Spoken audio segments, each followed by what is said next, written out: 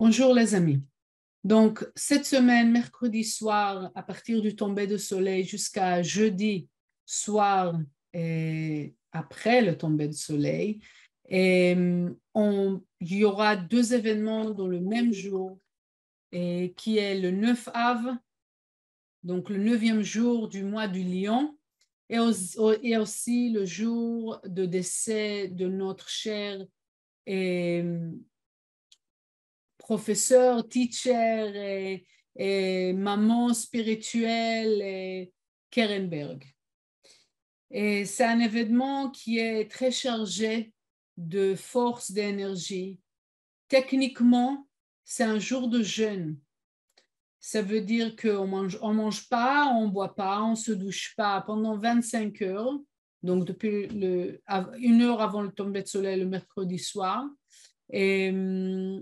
Et on ne met pas des chaussures de cuir pour ne pas tirer de l'énergie pour soi-même.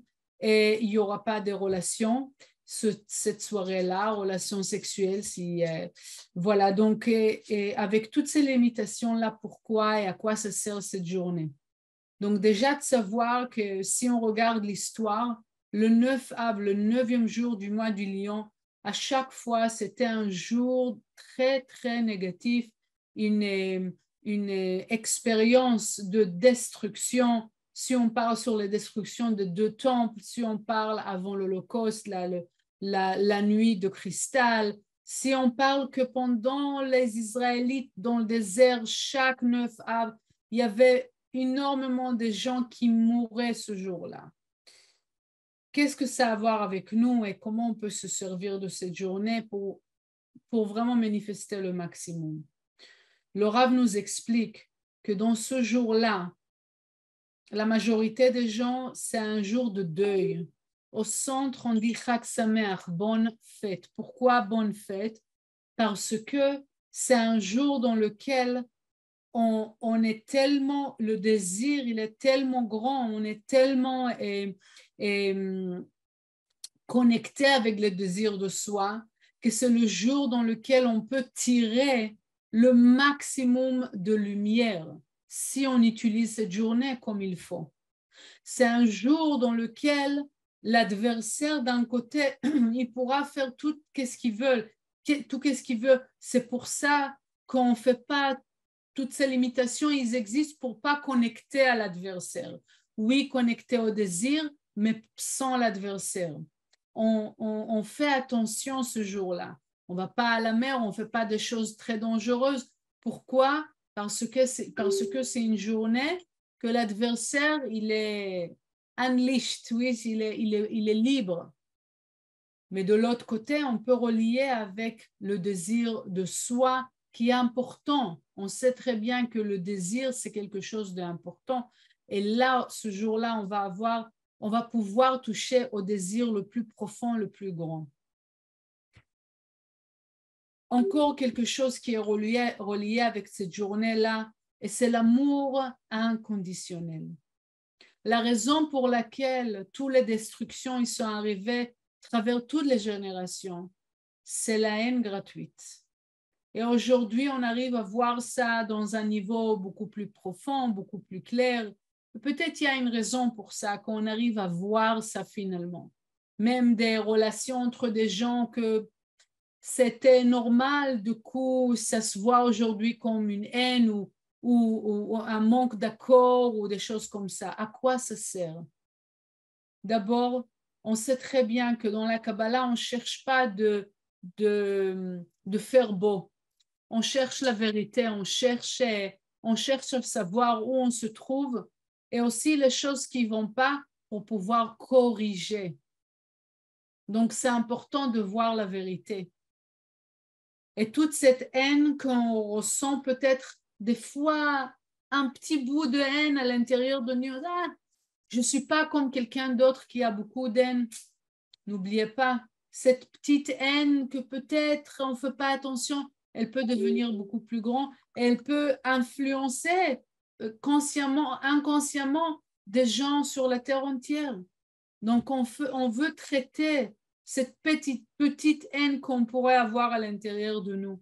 On veut nettoyer complètement.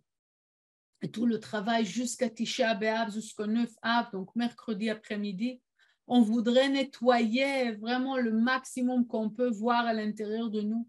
Enlever cette haine, enlever, c'est quelque chose de très difficile, mais on veut le nettoyer. Si vous allez écouter la conscience de la semaine, je pense que là, il y aura aussi la force de pouvoir le faire.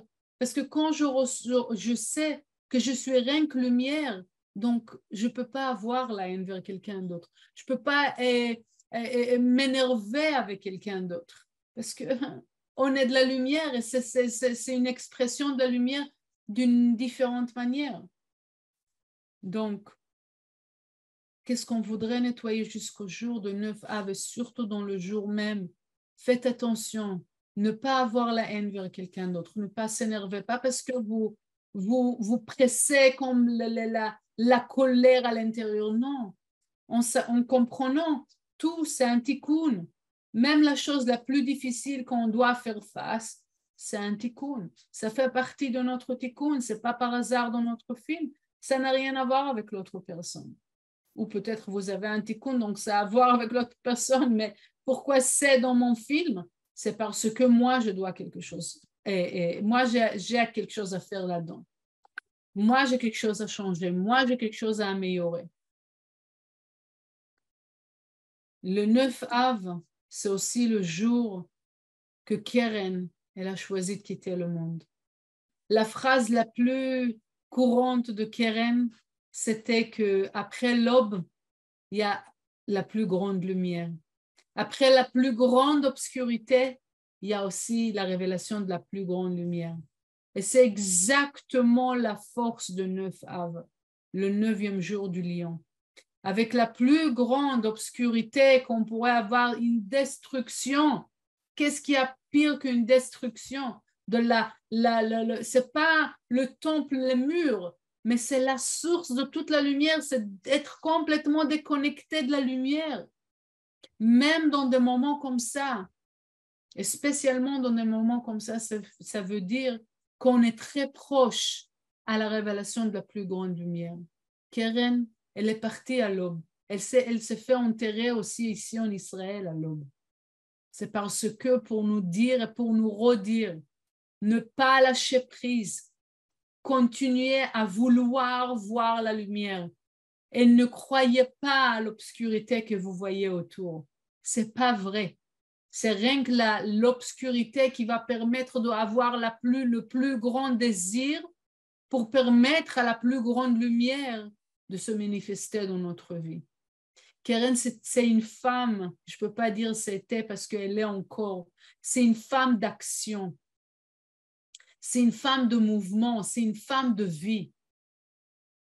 Et c'est la force avec laquelle on veut relier cette journée-là.